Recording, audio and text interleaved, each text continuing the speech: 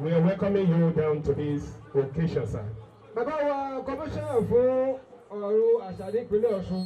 Wọ́n wà bí láti ṣe méjì, wọ́n wá fúnra wọn, wọ́n sì wá ìṣojú bàbá wa gómìnà tìpínlẹ̀ Ọ̀ṣun. Adégbèga Oyètọ́lá. Aṣojú gómìnà ìpínlẹ̀ Ọ̀ṣun ẹṣẹ́ o. Tọ́rí sọ́rọ̀ àṣà nípínlẹ̀ Ọ̀ṣun gangan rèé. Ẹṣẹ́ ẹ̀kú àdúró ti wá. Àrí tàbá láyé má, bàbá ti lọ bòmí. Ṣé bá a ṣe kú rèé? Kò sẹ́ni tí ò ní kú láyé, ẹgbẹ́ ta ni ò ní gbọ̀rún lọ. Ikú àpọ̀lọ́gbọ́n tọgbọ́n ni Tàfá Olóyèdé. Bàbá ti lọ bòmí. Akí dúró.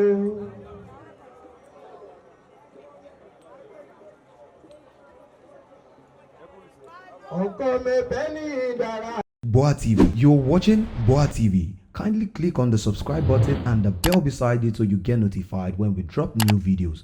Thank you.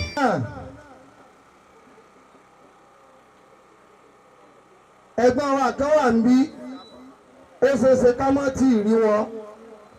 Èèyàn jẹ́jẹ́ ni wọ́n láti national nínú àwọn àgbà òṣèré tí wọ́n jẹ́ ìlú fẹ́nìká.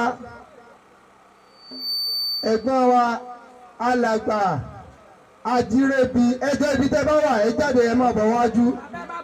Bàbá ẹ máa bọ̀ wájú. Wọn ò ní fi ẹlòmíì ṣe yín. Ajírébi. Ẹ káàbọ̀ láti ìlú Èkó. You are welcome to this occasion. Ẹ jẹ́ bá mi fún ọ ní àtẹ́wọ́. Káàbọ̀ bàbá. Alàgbà Ajírébi, you are welcome.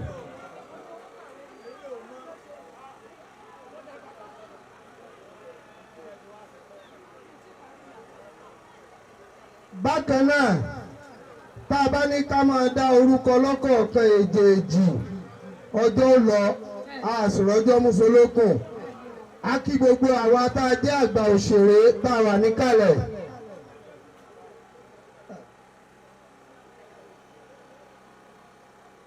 Tá a bá ní a máa dárúkọ alọ́kọ̀ọ̀kan, ọjọ́ lọ. Ṣùgbọ́n àwọn kan wà tá a gbọ́dọ̀ má dárúkọ. Lára àwọn tá a gbọ́dọ̀ mọ̀ dárúkọ ni ẹnjìníà Yẹmí.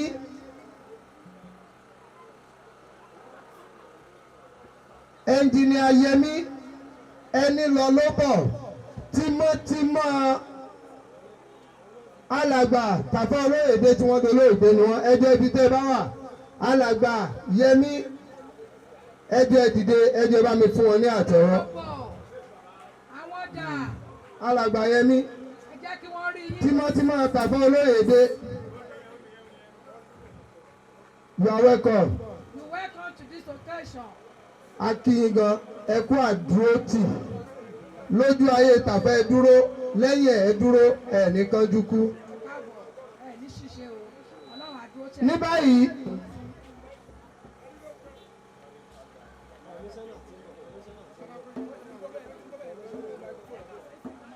Ní báyìí, ẹ jẹ́ kí gbogbo wa ká dìde láti pọ́n Commissioner for Tourism and Culture. Bàbá wa Dr. Simeon Adébísí Ọbáwálé tí wọ́n jẹ́ Commissioner for Tourism and Culture. You are welcome to this occasion, sir. Àwọn àti ìyá wa Ṣọlábòmí Dúrádépọ̀ tí wọ́n jẹ́ Coordinating Director níléeṣẹ́ àṣà àwọn náà wọlé wá yìí. Aki Baba, you are very much welcome, sir. The Commissioner, you are welcome to this occasion.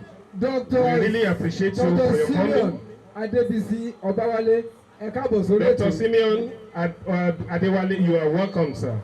You are welcome, sir. The Commissioner for Tourism and Culture, Osun State, State of Osun. We are welcoming you to this place, sir. Thank you very much. The Coordinating Director, Mrs. Ṣọlábòmí Dúróládépọ̀ Akínṣọlá. Kí ètò náà kó gbéra sọ. Orí àdúrà ni ọ̀pá Kristẹni láti bá Ọlọ́run rẹ̀. Ẹ náà ní ọ̀pá Mùsùlùmí náà. Sọ́lúbọ̀ ọlọ́dẹ bí ilé kan rí. Adúpẹ́ ní ọ̀dọ̀ Ọlọ́run bá. Ọlọ́run bá ní gbogbo ipò kíkó tá a bá bára wa ká máa dúpẹ́ fún òun Ọlọ́run bá ní. Láyé ṣàkárí tó láti ìdá náà kò wá láyé kàfárí tó náà ṣẹ́bù láti ṣe dé. Ọlọ́run adúpẹ́ ní ọ̀dọ̀ rẹ. Ọlọ́run mọ́dọ̀jú àdúrà ti wá o. Gbogbo àwa tí apéjú tí apéjẹ́ sí bí àwa dárò ara wa ni ẹni tó lọ ti lọ. Ọlọ́run mọ̀jà bá wọn púpọ̀ wọ̀wọ̀ o. Ọlọ́run fi sẹ́yìn sọ ẹnì kọ̀ọ̀kan wá. Ìsọ Ọlọ́run àpò Ọlọ́run yóò kárí ẹnì kọ̀ọ̀kan wá. Ẹni wa tó lọ náà ọlọ́mọdé kí ilé ò dàrú. Àtìyàwó àtọmọ tó fi sílẹ̀ ọlọ́sẹ̀ àbá tọ́jú wọn. Ibi tí bàbá náà gbèrò láti dé tọ́lọ̀ ò fún ní àǹfààní láti dé Ọlọ́run jẹ́ káwọn ọmọ ẹ̀ ó ga jù bẹ́ẹ̀ lọ. Ọlọ́mọdé káwọn náà kú àkóró. Ọlọ́run jẹ́ alẹ́yìn. Ìpínlẹ̀ Ọ̀ṣun ọlọ́mọdé ò dàrú. Ọlọ́run bá wa tò ìpínlẹ̀ Ọ̀ṣun. Gbogbo dàrúdàpọ̀ tó fẹ́ máa wá lọ́tún lọ́sì Ọlọ́run bá pa náà. Ọlọ́run tu aláyà balẹ̀. Ogun gbé wọn pamọ́ ọlọ́mọdé ò wọ ìpínlẹ̀ Ọ̀ṣun. Ìyá wa Ṣọlábẹ̀mí Akínṣọlá ọmọ àbáwọ̀ ìdílé lọ́gbọ̀dọ̀ ọba fọ́nà tó wọ́n. Bọ́dọ̀ wọ̀ pé lórí ìyára Ọpẹ́ṣínà Rahim bàbá wa Ọpẹ́ṣínà Rahim tí wọ́n jẹ́ SSA Postal Authority. Ẹ máa fọ́ ọ̀nà náà àtẹ̀wọ́ ẹ̀ṣẹ̀dọ̀ ọ̀rọ̀ káàbọ̀ ọ̀rọ̀ ẹgbẹ́. Bákan náà mo kí Mrs. Taiwo Adéìkẹ́, Director of Administration.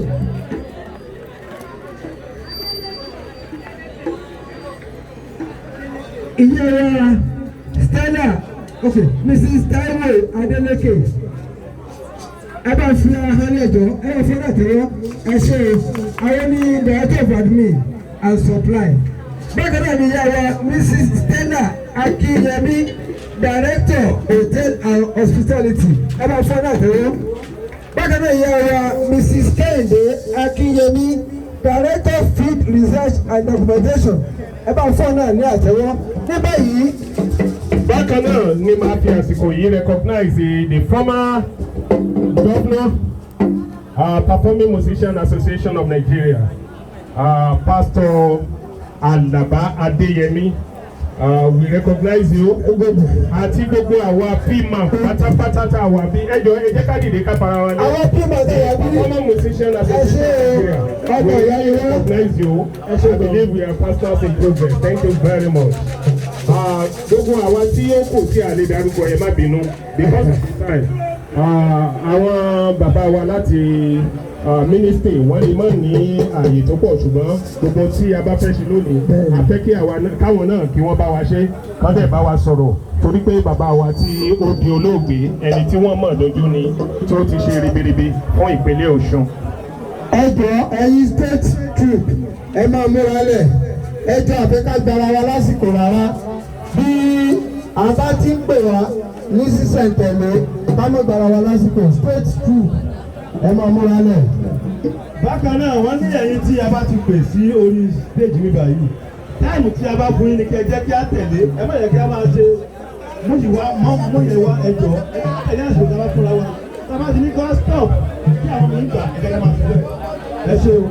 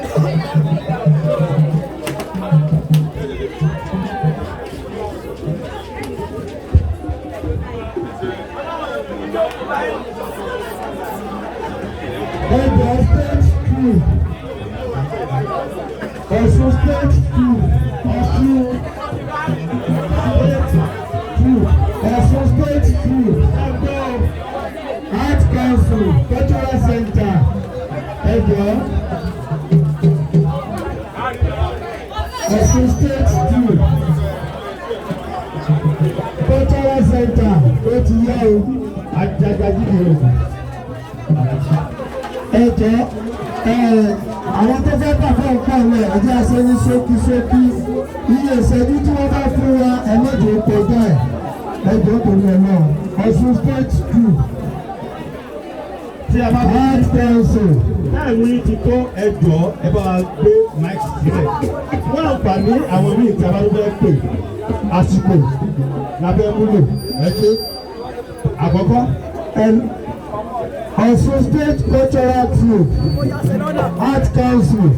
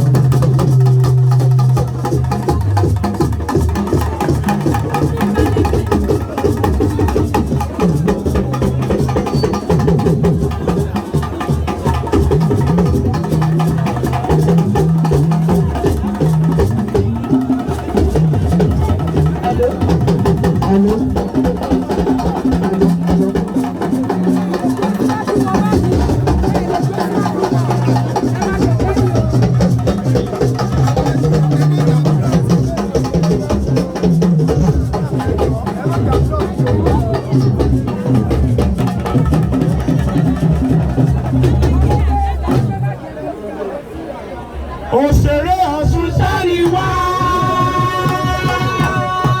Ìpínlẹ̀ ọmọlúwàbí Ọ̀ṣun dára. Àwa ló ní sí àtàṣà ibi wá sàrí kọ́gbọ́n. Lórí àkóso gómìnà wa olórí pípé. Adégbóyèga Oyètọ́lá. Ìpínlẹ̀ Ọ̀ṣun mi dára lórí gbogbo àgbáyé. Èyí ló bí ọ̀dájú gbàgbà wà wà lágbàṣà. Àwọn ọkọ̀ yí àṣà ti ṣe. Ó wà lẹ́yìn tó wà níbí.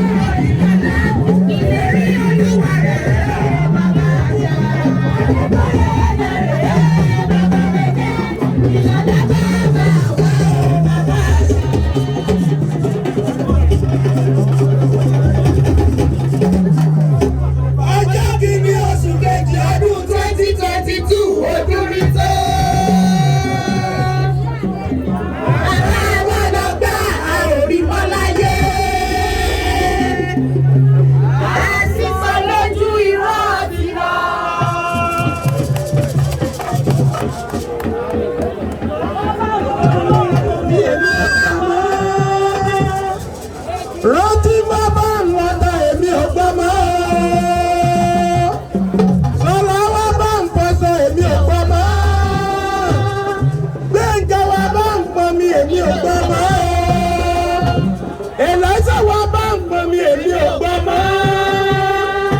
Bímpé wa bá ń pọ̀ mi èmi ò gbọ́ mọ́. Ọjọ́ yẹn lọ́wọ́.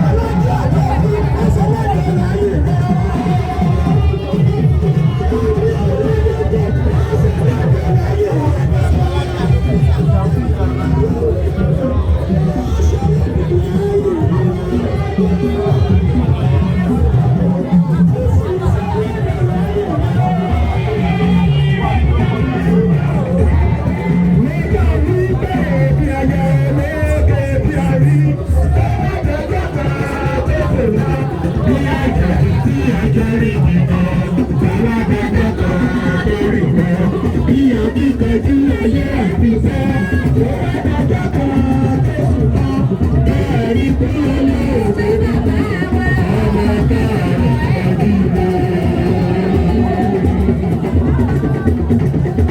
Adéwìnadé ayé ọmọ ẹgbẹ́ mọ̀ kọ́rọ̀ kú ọmọ ìlànà fún ọmọ àdìbòjọ́ gbogbo náà bí ẹbí o.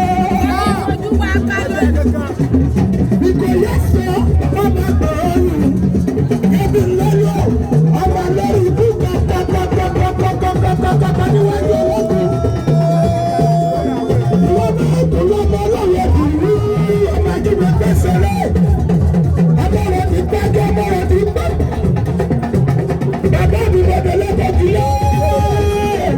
Akẹ́kọ̀ọ́ ni mo sí. Bọ́ọ̀dù ọlọ́kọ̀ bẹ̀rẹ̀ lọ́nà. Akẹ́kọ̀ọ́ tẹ̀lé iṣẹ́ àwọn alákọ̀ọ́kọ̀ jẹ́ ọ́. Yẹ̀yẹ̀ rẹ̀ ní ètò ayé.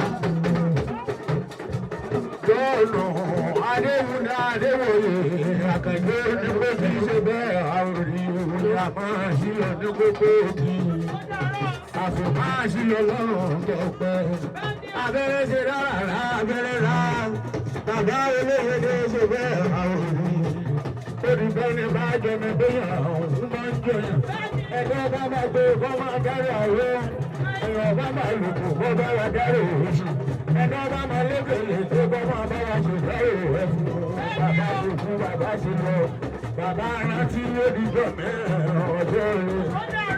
Bàbá rántí odijọ́ mẹ́rin ọjọ́ rẹ̀. Bàbá Ṣọlá odijọ́ mẹ́rin ọjọ́ rẹ̀. Bàbá Gbẹ́ngà odijọ́ mẹ́rin ọjọ́ rẹ̀. Bàbá Ebenezer odilẹ̀ mẹ́rin tuntun. Bàbá Elija odilẹ̀ mẹ́rin tuntun. Bàbá Olúwaṣe odilẹ̀ mẹ́rin tuntun. Bàbá Olúwarántí odilẹ̀ mẹ́rin tuntun. Bàbá Abẹ́hùnpé odijọ́ mẹ́rin ọjọ́ rẹ̀. Bàbá Aleluya odijọ́ mẹ́rin ọjọ́ rẹ̀. Bàbá Ọpẹ́yẹmí odijọ́ mẹ́rin tuntun. Bàbá Táyé bọ́ ọba délé òkìlẹ̀ o. Bàbá Àdòwú bọ́ ọba ti dọ́nà gbogbo ọ̀nà. Bàbá Sunday bọ́ ọba ti dọ́nà ọ̀ṣọ́run láàrin. Àyè bẹ́ẹ̀ mọ́jọ̀kù. bá lè gbé mọ́mọ́ ìjòkòrò pẹ̀lú ọ̀sẹ́ ni bàbá wọn lọ́rùn tọ́bọ̀ rí. Bàbá olóyè lè jẹ́ máa ń jẹ ládùúgbò òun ni ẹ̀ máa bá wọn jẹ. Ìgbé máa ń gbé lọ́rùn nígbà tó rí owó ló bá ọdún. Ìbá ti dìrò ọ̀gbọ́n òun ni wọ́n máa bọ́bọ̀ ọ̀rẹ́ lò lọ́gbọ̀n oṣù. Ìbá ti dìrò lọ́gbọ̀n tí máa bẹ́bọ̀ àgbàrọ̀ dùn. Wọ́n mọ̀ pé bàbá olóyè dé yóò balẹ̀ sí ìlọ. Bàbá wa bẹ́ẹ̀ bá délé bẹ́ẹ̀ sílé. Òtẹ́lẹ̀dẹ́ òkú ìtajà rí. Nínú òṣèré orí ìtàgé lórílẹ̀-èdè Nàìjíríà ni. Ògbóǹtajú òṣèré orí ìtàgé ní gbogbo àgbáyé. Jọ̀ọ́nù Adéwúni. Adéwòye tí gbogbo èèyàn mọ̀ sí bàbá olóyè dé. Ó tilẹ̀ sí ìtùtù.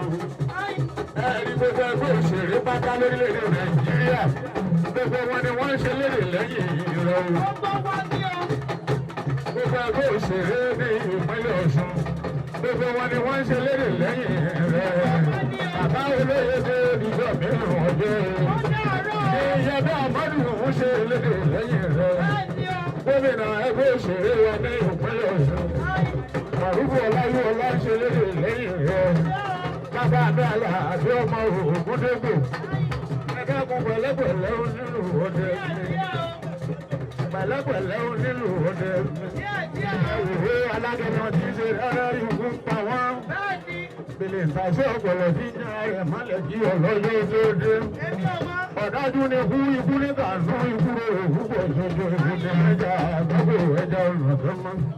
Ọ̀pọ̀lọ́ ìwé kàkàkà lásán ọ̀lọ́dọ́ ló dé. Ibi àbájí ti kú ewúrẹ́ ọ̀gbọ́dọ̀ wọṣẹ́. Àbùkọ́ Ọ̀ṣun ṣe léèrè lẹ́yìn bàbá wa bàbá olóyè dé bàbá yẹlẹ̀ tọ́rọ̀. Mo ní bí àbájí ti kú ewúrẹ́ ọ̀gbọ́dọ̀ wọṣẹ́. Ìgbé ewúrẹ́ bá wọṣọ ọbẹ̀ nígbà. Gbogbo èèyàn lọ́bẹ̀ ní wípé nípa àjùmọ̀ ìjọ ìlànà òṣèṣùpọ̀ àgbélé látàn. Ọ̀la wá ṣòfò ọ̀la ò dákẹ́ mọ́. Àbí wọ́n ti ti pé torí ìtẹ́ni. Wọ́n ní bí wọ́n ti ṣùkú òní. Wọ́n ní wọ́n ṣòfò ọ̀la lómi ìdòdó ń bọ́ lójú wọn. Gbogbo ẹgbẹ́ òṣèré àti awakú ìrọ́jú. Ẹ̀rí Olùmọ̀rẹ́ òní ṣe ní tẹ̀lé-tẹ̀lé. Bí ọdún tó jìnnà sí àwọn pé. Ìjọba bàbá mi Àlàbí ọmọ Ògúndépò.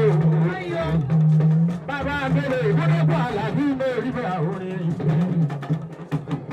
Ògúndépò Àlàbí mórí bá orin. Ìlọ́kọ́ máa yẹ́rù máa jọba lórí ilẹ̀. Tó ìlọ́kọ́ tí mo múdà wá dé lọ sí ìlọ́kọ́ mo múdà wá dẹ̀rọ.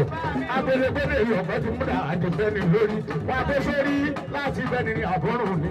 Màá bẹ́ni lórí gbẹ̀gẹ̀dẹ̀ fún ọba ọmọ àgbẹ̀jẹ̀ dànù lọ́rùn àkàmọ̀. Gbẹ́dìgbẹ́dì àgbà nílọ́kọ́ ní pé kẹ́ ẹ má mà gbẹ́sì gbogbo àràbà pé kẹ́ ẹ má mà ti àràbà náà ló ṣòyìn níjà lórí ìyàwó ẹ̀yìn òun ló ṣòye ti pinnu. Ọmọ orí ni wọ́n gbà òfin wọn lówó tán wà lóko ìjẹbẹ. Ọmọ erigi lọ́pàá ìfowópamọ́wé láwẹ̀ ẹlẹgbẹ́ títì lẹ́ ti di lùpẹ̀ tó rùn mú yáyáyá ooo. Bàbá mi Honorable Commissioner for Tourism and Culture ní gbogbo ìpínlẹ̀ Ọ̀ṣun. Honorable Adébísí Ọbáwálé dọ́tọ̀ ni mo wíwù. Ìlànà àwọn ọmọ òkè. Ọmọ tewétewé ńlá èkó. Ṣòwòṣòwò ńlá àràkà. Ọmọ ìlú èrò ọ̀gbọ̀dọ̀ pé òkè tí ọmọ ní báwọn agbélé wọn. Ọmọ àrùjú ewé ògùn. Ọmọ ẹlọ́mísà ògùn. Ọmọ ògùn ìgbòkèlá. Ọmọ kámúlájẹ. Kámú ìgbòho máa ráyè. Ilé ṣe lóko ògùn mi gbẹdúgbẹdú. Ẹyin lọ́mọ àlókè ìlànà ọmọ àlókè nítorí. Ẹsẹsẹsẹ máa gbọ́. Ọ̀pẹ́ sínú máa gbọ́ gbọ́rọ̀ ẹnu mi. Agbaníṣẹ́lẹ̀ àwọn bàbá ẹ̀yìn. Àrùwé ìṣòro wo gbogbo. Oòrùn bá gbogbo èkó ìbásùn lọ. Àrùwé ṣe èkejì. Ẹṣin méjì FCC èèyàn méjì ìrànrọ̀. Ẹṣin àrùwé di mẹ́ta yọ ọ́nú. Ẹ dákun ẹ má jẹ́ ń dáràn lọ́dọ̀ ìjọba. Òótọ́ bẹ́ẹ̀ náà ni mo yẹ bí yé. Ọ̀gá